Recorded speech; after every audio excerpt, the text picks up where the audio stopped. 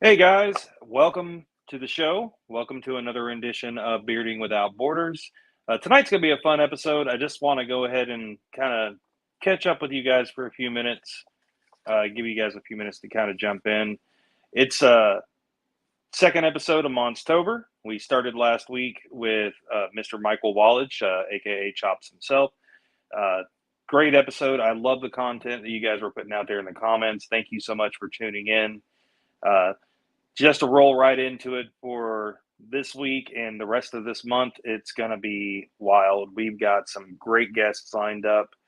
But without going into too many details, let's just go ahead and jump on in with our bearding fact of the day. What's up, Kyle? So, apparently, in Massachusetts, during the time of the colonials, it actually traces all the way back to Puritan time. It was illegal to have a goatee without having a special permit to allow you to have that. And the reason I bring that one up tonight is it's actually really fun. Is due to our guest. Our guest is a wonderful person that I've gotten to know over the last couple of years. Still looking to get to know him a little bit better. He is, of course, with Mad Viking Beard Club, Maryland, Delaware chapter. He is AKA Guides, Mr. Brian Tyler himself. Let's go ahead and bring him on tonight.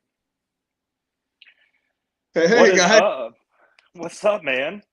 what a great fact. I wonder why Puritan laws talked about the goatee that needed special privileges. Card carrying goatee member here. Hey, so actually, there's a little bit to it, and my wife Haley, she is my bearding fact guru. She every week she spends days scouring. We actually got books on. We got this book. We got another book in there. Uh, just scouring different bearding facts that we want to give out and just kind of teach a little bit of history. But it actually ties back to the Puritan time where men didn't wear facial hair and it was considered less tasteful. And so she wanted to, she wanted to make sure that we got that in since you're our first goatee guest. Still rocking the goatee. Goatee chose me. I was not an original goatee. Fun story there. I'm sure we'll get to that later this evening. Oh, absolutely. I mean, we could jump into it right now. Like, so what were you before goatee? So I was full beard. I went from a little work beard as an elementary school teacher. I kept the standard work beard, trimming every couple of days, real tight to the chin, and really kept that for a few years, off and on. Got to a point that I kind of just wanted to see what else I could do if I could grow from a work beard goatee. The fifth grade team that I was on at that time decided that Duck Dynasty was a theme we were going to do for Halloween. So I figured, all right, well, let's see what I can do in 1 month's time. So the month of October, now 9 years ago, I decided to stop my little trim and see if I couldn't create a full beard. There's pictures somewhere. I'll make sure that they come in later showing us as Duck Dynasty. I was Jace. Had the skull cap and the hair and everything, and we did a reasonable Duck Dynasty that year. And I have not done any kind of trimming since then. So I consider October to be my yeared every year. So we are at 9 beard years. I got the 12-inch plus category and going against the likes of Josh Black and other really big 12-inch beards. I'd always kind of kept it. I'd always kind of kept it narrow, and I was having fun with elites in the 12-inch plus category. But man, this is not a big beard. It is a phenomenally big goatee, though. Yeah. I mean, when you get into the category with the elites, you're talking about like Stu Eggers and Josh Black and all them. Like those are some monsters. So Ryan Shively and I, the Ginger Ninja, and I started with Mad Viking at just about the same time. And he had a traditional work beard. We grew together at the same time, and his genes are a little different than mine, and he, even though a narrow face, carries his thin red real well. I was going against, big bushy guys, and I although fun, didn't really fall in until I met the talking beard guys, and they're the goatees. Yeah. So I kind of jumped in and figured out that, wait a minute, my face and my beard is a goatee. So goatee chose me. Shout out to Aaron Johnson and Andrew Madsen for sure. I actually got to meet Andrew for the first time this past weekend. What's up, Brian, Amber, Kyle? I will remind Andrew that I am currently the national champion. I did, in fact, beat him at nationals in Scranton. Now, he will be out in Wilmington for nationals. I won't get a chance to go out to that because Monsters Ball is kind of my thing. So there's not much time between that October Monsters Ball and November out in Wyoming. So he'll be defending he'll be going back for his title, as he calls it, that I currently hold. Yeah, I actually really like Andrew. I got to meet him over the weekend for the first time. I've developed a pretty good relationship with Aaron, but meeting Andrew was pretty fun. He's an awesome guy to talk to. Apparently, he's got like 120 something nicknames. So. They're great people. The goatee category, as I'm sure it's in the pictures there, being on stage out in Utah for Great American Beard and Mustache, that was my biggest goatee category, and I tied Aaron for 4th, which is pretty phenomenal. Yeah. And we'll get into those pictures here in just a little bit. Yeah, absolutely. So I really kind of wanted to jump in tonight, and we are going to have you back on the show towards the end of this month. We're going to be doing more about Mad Viking International and kind of the state of the clubs. But tonight is about how you got started, which we've already got a great origin story going. And I've got some questions that I'm going to pop up with the pictures when we get into those. Sure. But the first thing I want to talk about is Bearding for Autism. So Bearding for Autism Awareness came out of, so I'd been a teacher in the public school system for 17 years. Had an opportunity to go to a private school entity that didn't really exist yet. It was an ABA therapy agency that really is targeted for kids on the autism spectrum. The therapy agency existed, and we needed somewhere for the kids to have therapy in a school-like environment.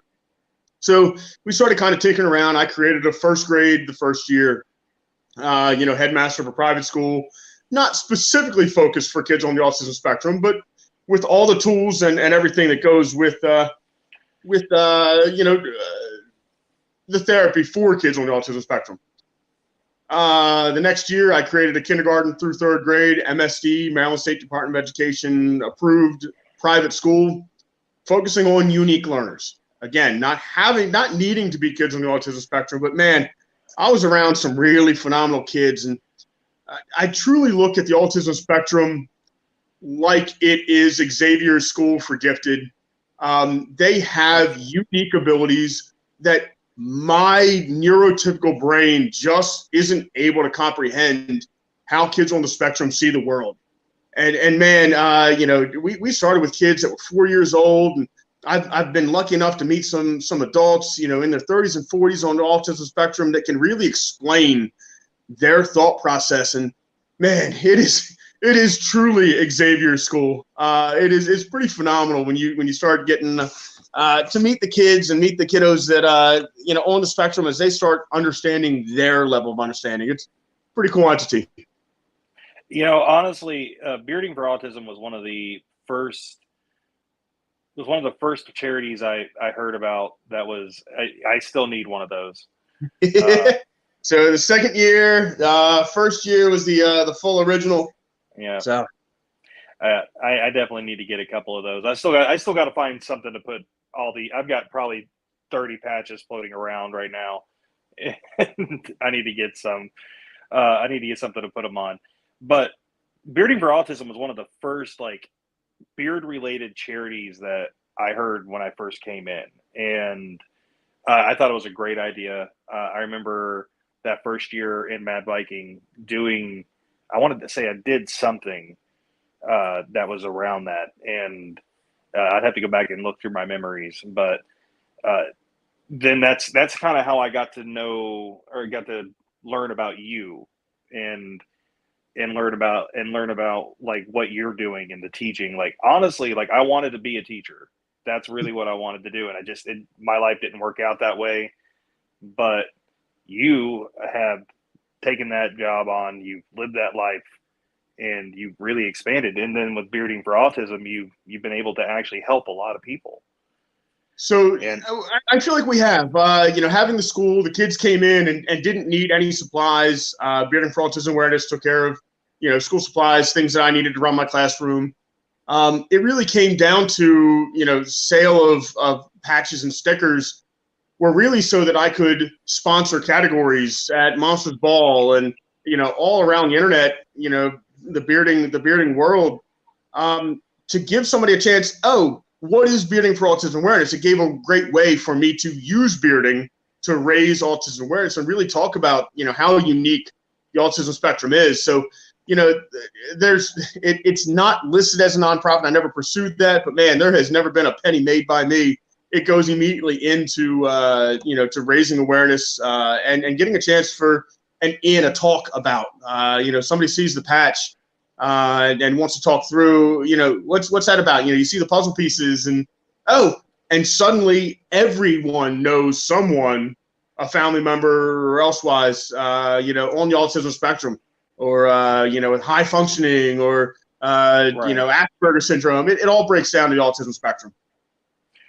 So I've noticed though that lately it's been kind of quiet. I know you transitioned back into the public sector and whatnot. Is there anything big coming up for Bearding for Autism or?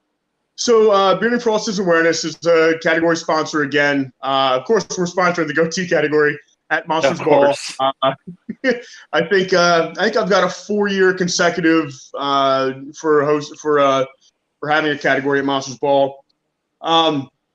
Right now, I've got stickers. I don't have any patches for sale. My patch supplier has dried up, and I think Ray, you've sent me somebody. I need to look into who I've got else to start making patches again.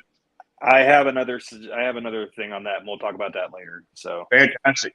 Yeah. So again, it's trying to sponsor events. Trying to be trophy sponsors. For any level of things I can get involved in, so people see that Bearding for Autism Awareness, and then it brings the conversation. And it's not about the money raised; it's about the information raised. Absolutely, and like I said, I think that's something that's really cool that we've got going on in the bearding community. That it's one of the longest running like beard related charities that I've seen so far. It is, and actually, I was very lucky that Mad Viking, got behind me with it, and we actually had a contest through Mad Viking. There actually were prizes, put up by, Thumbs, was president at the time, sponsored one of the categories for picking our logo, for choosing the logo. There were multiple submissions all throughout the Mad Viking world, and so all of them were submitted, and then at our trunk or treat. Gosh, 5 years ago, the kids and the parents actually put tickets into which design they like best, and this was actually the design chosen by the families. That's awesome. Yeah. It's honestly, I love that design, and I've seen, I've been out to several comps and stuff like that, and see the people that wear their vests or their shirts, and they got the patches on it, and it's hard not to run into one of those. So it really is, and to a point. Thankfully, I did pursue getting it trademarked because there have been other companies out there that have had the exact same design. They put it on a black background instead of a white, but it was the exact same fonts, the exact same color pattern, and I had to hire a lawyer to go and get a cease and desist. Well, so you have it trademarked now, or? I do, yeah, it's mine. We will have to definitely do something going forward, when you're ready, we'll talk about it, and we'll run a charity, or we'll run an event or something like that around Bearding for Autism with the show. Awesome. So That's a cool offer. I appreciate that. yeah, absolutely.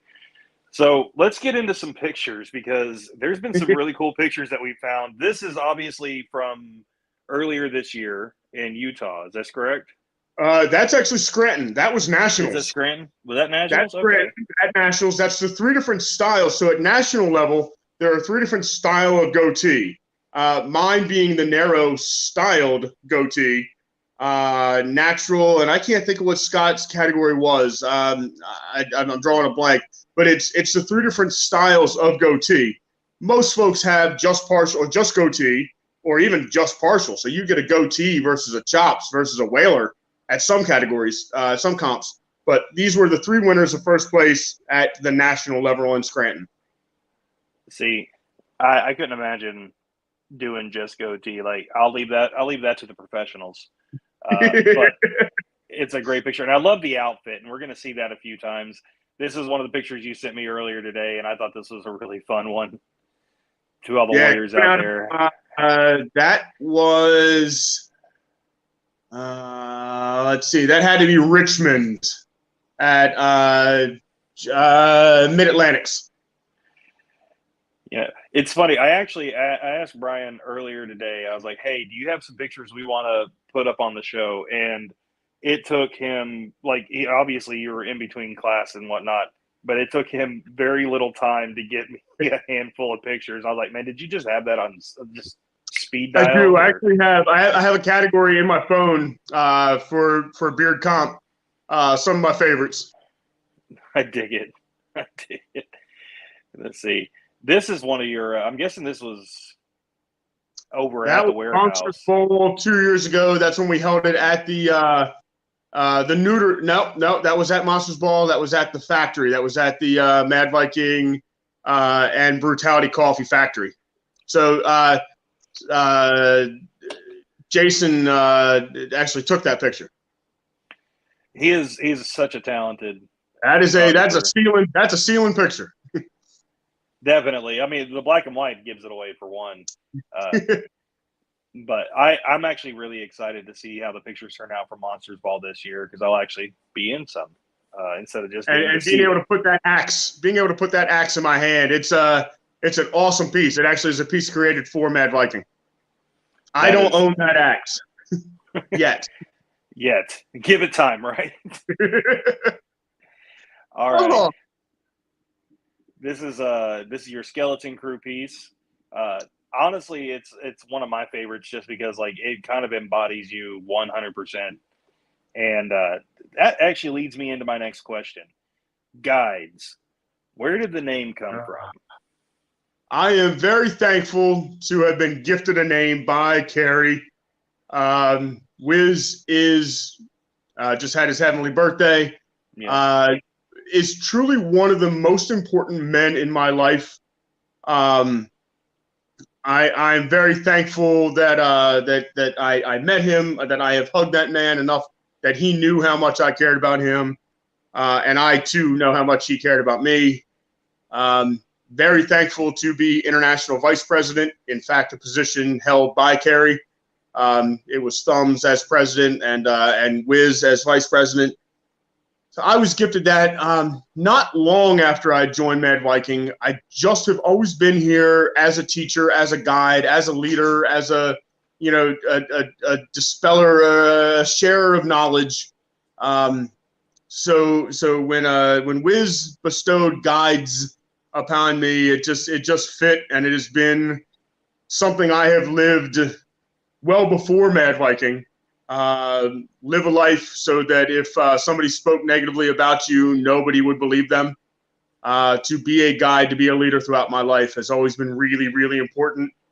Following in through, Cub Scouting and bearding, and as a teacher now for 21 years, both in the private and the public. Now running a classroom for emotional and behavioral. I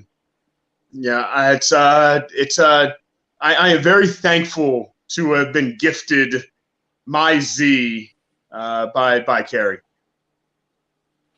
Jim Jones. I 100% agree. He is a very solid dude. And congratulations to Jim Jones. I don't know if you saw that from over the weekend. He actually won an award, and I can't think of the name right now. I think it was like Beardsman of America. It was something with Beardsman of America. Jim, if you can give me the name of the trophy.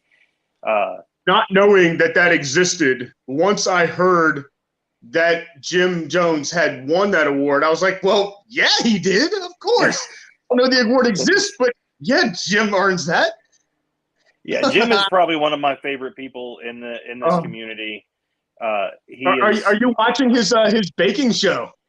I've gotten to see a little bit of it. I love checking in between Wallage and his cooking and Jim and his cooking. Like, I might actually learn to do something other than cook on the grill. Yeah, I keep telling Wallage he needs to do more on the TikTok side and just be that way people can just say TikTok made me do it. But once again, Jim, congratulations on the award this weekend. It was well deserved. I hope to get you on the show at some point as well. We'll do a face-to-face like I did with Taxi. But thank you for tuning in tonight. You make me blush. So, Bratz cards. And yeah, this is where we're getting into some fun stuff here. Let's see.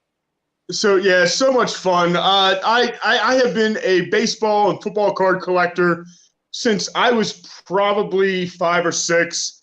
My brother and I, 4 years younger, we always used to get baseball cards on Christmas Eve. That was always we'd get the wax packs.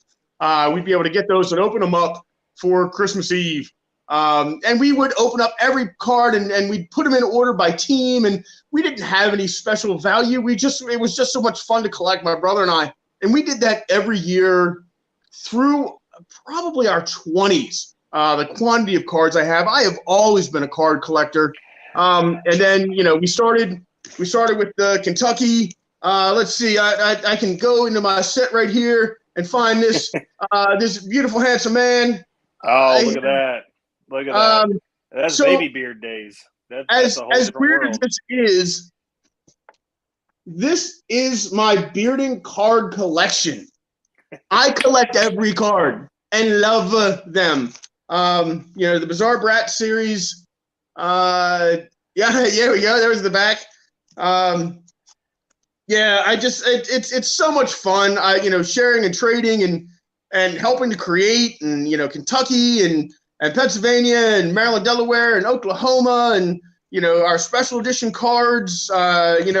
There's some fancy, not just the regular Ray, but the gold card.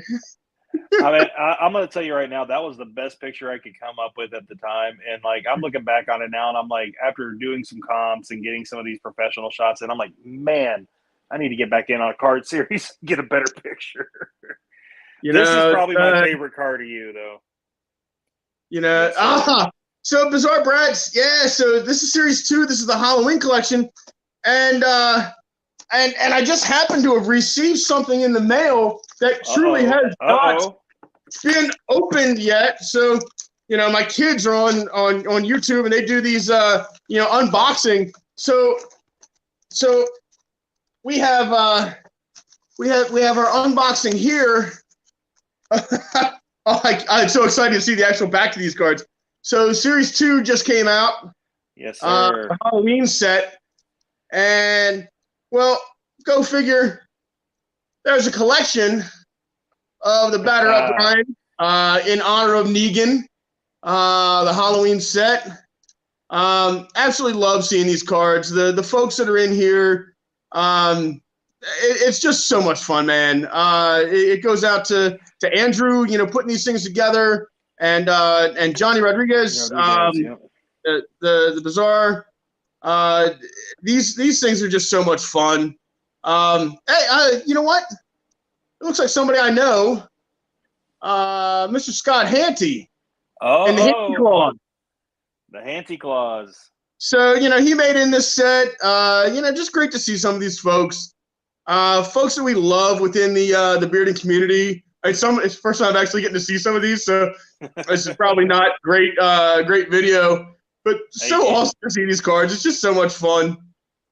I'm okay with that. Like honestly, I'm excited because I haven't actually seen most of the set yet either. I've seen a few pieces here and there. I just remember seeing the Negan rendition of you, and I was immediately like, okay, yeah, I need that card. So Yeah, and then so the back, there's a the puzzle that puzzle, I can't yep, wait to put together to see what happens. With this puzzle. So certainly excited for this, man. I mean, this is yeah, this is just fun stuff. yeah. If you guys have not gotten your set yet for this, reach out to Andrew Orton, aka Designs, and get you a set ordered because honestly, it's the whole set is really cool. And maybe, just maybe, somewhere down the line, I'll go ahead and I'll buy a set and we can raffle it off for charity. Very So, sweet. but this is a good one. I actually this was this year, and that was your freestyle. Yeah. This is So I think I this is was the out one in you told me Utah. that was with the madness, wasn't it? So it was out in Utah, and looking at the timing between goatee and then partial freestyle, I was going to have about 30 minutes tops between getting off stage from my goatee category and then being able to quick style a partial freestyle. So thankfully, the Mad Viking family has some folks out there, and we put this together legitimately from off stage to on stage in 35 minutes. Whew. And that got me third place at the Great American Beard and Mustache Championship out in Utah. Yep. Just be glad that Andrew's not in your category for partial because he did a pretty cool freestyle this past weekend at Big Whisker and took first on that one. He did a bow tie in his beard, and it came out pretty awesome. So I really do enjoy the freestyle world. I'm not good at it myself. My wife has helped me. I've done them before. Having somebody to style you is nice. I like doing a quick freestyle in like I did this, but man, going out there, styling for 3 or 4 hours prior to the event, being at the event, freestyles usually at the end, usually with the Whiskerenas, because you guys, the Whiskerenas and the freestyles, you guys are the rock star all stars of the bearding world. And if I just went out there 4 hours styling and then 4 hours waiting for your category, that's a long day waiting for that hair to just fall. So the guys that do that are really, I mean, Andrew, I'd take my hat off to you. Absolutely. I will never be able to jump in at the level that man does it. Yeah, I mean, even Jim just said, he's like, it was fun to watch that happen because, like, well, watching Andrew put it together and then, like, be able to kind of pull it apart was pretty interesting, and how he laid it out because it like when you looked at it, it looked so complex, but when he pulled it back, it was like, wow, that was it. Like, it was very clever. Mr. Clinkenbeard, chicken bread. Janet, how you doing, bud? Chiming in. Thank you, sir, for chopping on. I love Shannon. Clink is he's become one of my favorite people in here as well. Who was Jim? That's an awesome family of bearding. Oh, absolutely. Beard Mob in general has been very very loving towards us, and I end up watching their show on Wednesdays. If you've not watched it yet, you should definitely check out What Up Mob Wednesday. They are crazy, but it's a lot of fun. So it looks like you got my family up there. Yes, sir. At this point, our 11-year-old is now taller than mommy. And the next time we do this picture, we're going to have to switch our sixth grader for mommy. We'll have to switch. And then and he is a current Boy Scout. He went through the Cub Scout program with me and is now in his second year of Boy Scouts. That's Nicholas awesome. there. Yep, there's as Tiger Cubs. That's actually when they switched over from Lion Cubs as kindergartners to the Tiger Cubs as first graders in that picture there. I really do have a lot of fun in scouting. I made it into Boy Scouts, earned my Arrow of Light for Cub, but didn't really stay in. Stayed in through tenderfoot. So through my sixth grade year, by seventh grade, they say the fumes hit you. The car fumes, and the perfumes. Started noticing girls and way more interested in that than scouting, and didn't really realize how important was scouting to really didn't realize how important scouting was to the world until I was teaching 5th grade and saw what my boys that I was teaching were into, and that got my son into it, and then our middle, and now even our daughter, the youngest in that picture, she's a Cub Scout. So she's not going through Scouts. Awesome. She's come through Cub Scouts. She has now bridged over. She's now going into Tiger Cubs. That's awesome. I didn't get really much of that opportunity growing up. We just, our idea of doing Scout stuff was just go out in the woods and bang sticks against trees. But honestly, like you guys, for as much as you do, and I know that you are very busy, not only with your teaching and whatnot, but with the bearding life, that you guys actually are able to work and do stuff with the kids and be a very tight-knit family. I know just from the conversations we've had on the phone and like via message and whatnot, you're always busy. And I'm very grateful that you were able to come on tonight. And I remember talking to you a couple weeks back and how excited you were about doing the show. And I'm super excited to have you. And then that conversation, just so you guys know, if you've ever had a phone conversation with guides, it is 100 miles an hour from the moment the conversation starts until the moment it ends, which you can say bye and then it's still going to go on for another 5 minutes or so. But his energy is very infectious, and like he gets you excited.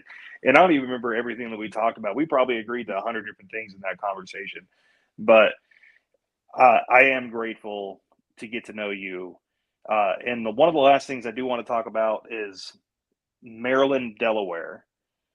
And I'm going to wrap up here in a few minutes with, I know Andrew's probably over there, yelling at me about time right now, but I'm going to save my last question for a few minutes. But I do want to talk about the Maryland, Delaware chapter of Mad Viking, and the hashtag, your club's motto is "Together We Grow." And when I seen that for the first time, it really resonated with me. And I wanted to expand on that. Like, where did you guys come up with the "Together We Grow"? Like, was it just something that kind of you guys all sat down, or is like you guys really, you're the only club I know that's got, I'm sure PA does too, has their own specific hashtag or motto, but I love the "Together We Grow" because it's kind of, for me, it's like leave a legacy. So where did that come from? So when I first joined Mad Viking, thanks to Scott. Now Scott grew up with Jason Hall, yeah. So he knew that I was growing a beard, and we were working together through the same folks. And yes, it is Jim Jones. So the I jumped in, both feet like dove right in, and let's swim through this. Let's figure out what we can do. We knew that Maryland existed both as an online, and Delaware existed. Well, we actually brought together, we are the only 2-state chapter. There are other states that have 2 chapters or 3 chapters, but we're the only 2-state. So our logo, the actual color version of our logo, is 2 separate Viking ships. The color version has a blue hen blue and a red sail, and they form a shield wall together. So together we are growing our beards. Together we are growing as people. Together we are growing the beard community. It just was such a natural thing for us to jump into. And so we started using it, as other folks were raising the flag before the actual hashtag raise the flag, it was "Together We Grow." And then, Maryland, Delaware was like, this is kind of ours. This is kind of something that, we've come up with. And we took that "Together We Grow" because we, as a 2-state chapter, come together to grow and do some amazing things throughout our region. We are truly Delaware and Maryland shore all the way out to, we cover the DC, Alexandria, areas. Yeah, We don't have any members coming from Western Maryland, but we are certainly out there as representing Maryland, Delaware, through Mad Viking, out truly to the West Virginia border. Yeah, and I mean, with Delaware and Maryland being A, so close together, but B, like Delaware is kind of a small state itself. It kind of made sense when I first heard about Maryland, Delaware being one chapter. I was like, that makes sense. But it being that small, you guys can be to each other within a couple hours at the most. It's just a better blend, in my opinion. Yeah, it really worked for us. I do not want us to ever have a Maryland chapter or a Delaware chapter. The folks that come from Delaware are Stephen, Lachette, our treasurer, most notably, are some of our most important members, and are contributing in a way. We as a team are just really, really good. We were the third to raise our flag officially once the world domination post came from Thumbs, and we're the only chapter that still has its original founding president and vice president. That's fair. I did not know that. So yeah, PA, started out with Russell Nagel, then Monica, and now Brandon. Michigan, started out with the original founders. It was Michigan and Pennsylvania were the originals. They dropped their flag now. They're doing phenomenal things out there in Michigan. Absolutely love what they're doing. Absolutely. Kentucky, obviously a long-running chapter, but I'm not sure that president and vice president are and actually, since Maryland was first, we're automatically the longest reigning. Oh, hey, but we're the second largest club in the organization. Just saying. Yeah, we are still the little engine that can. We do amazing charitable events with a small group.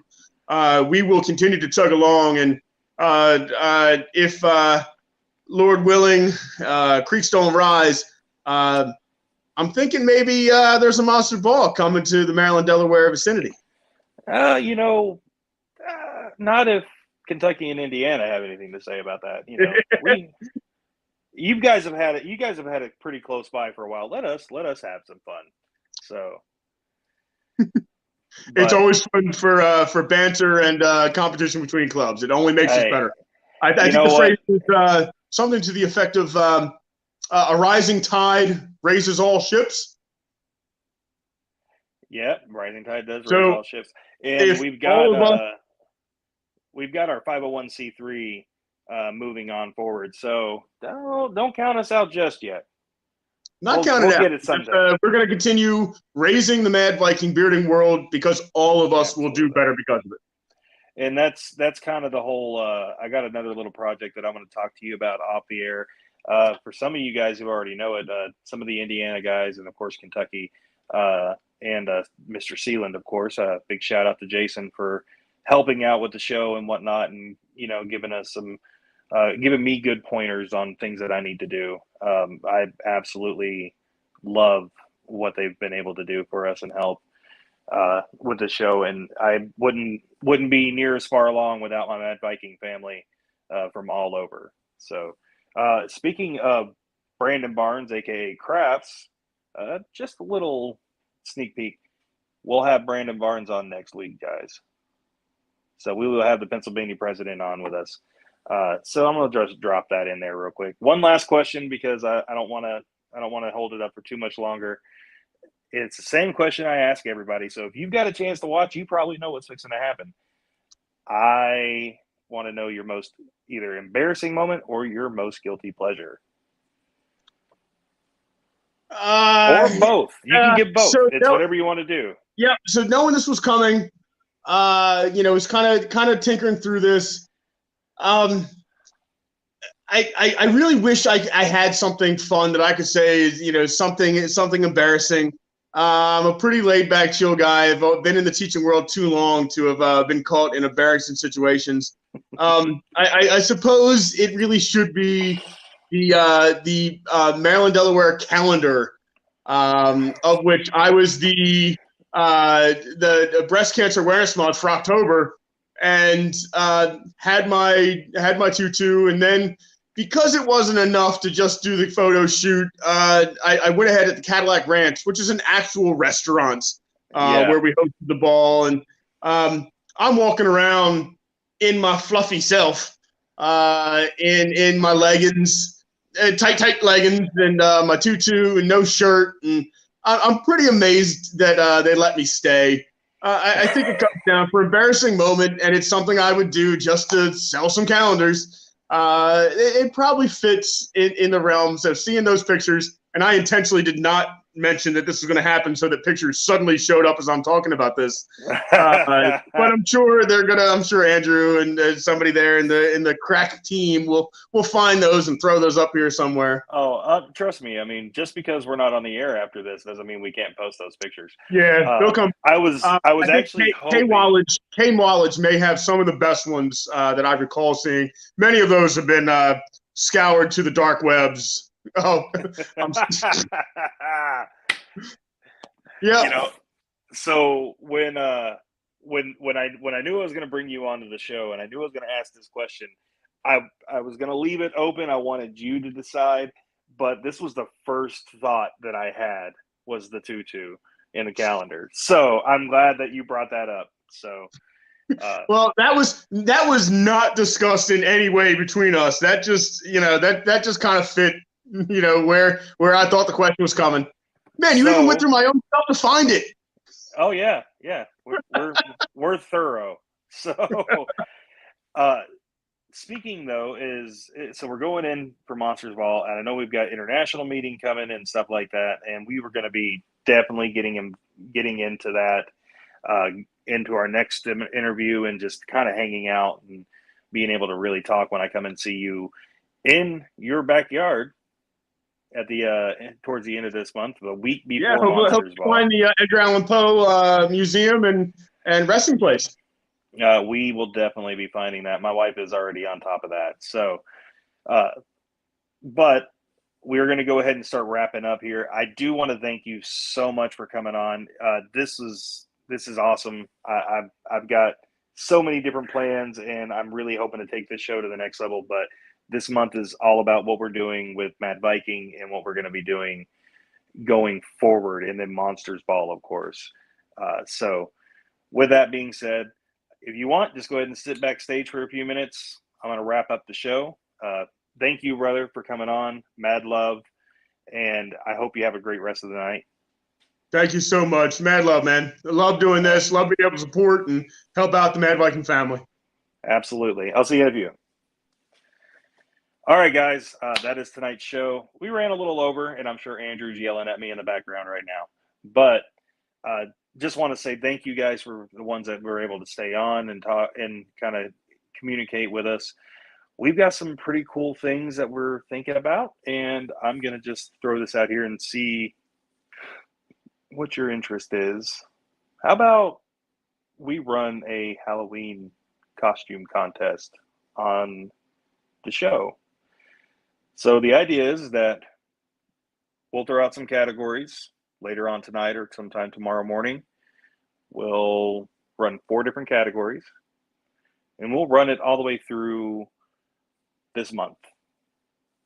And all you got to do is just post your pictures, and we'll, at the end of this month, on the recap episode, or as Wayne had put it, kind of our wrap up after Monsters Ball, which I'll have some really cool shots and some videos for you guys as well from that. We'll announce the winners, and there's going to be some pretty cool prizes to go with it. Just want to kind of throw that out there, along with some other things.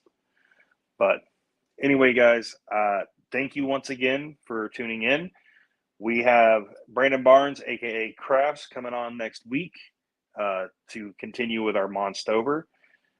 Mad love to you guys. Thank you, and I will see you later.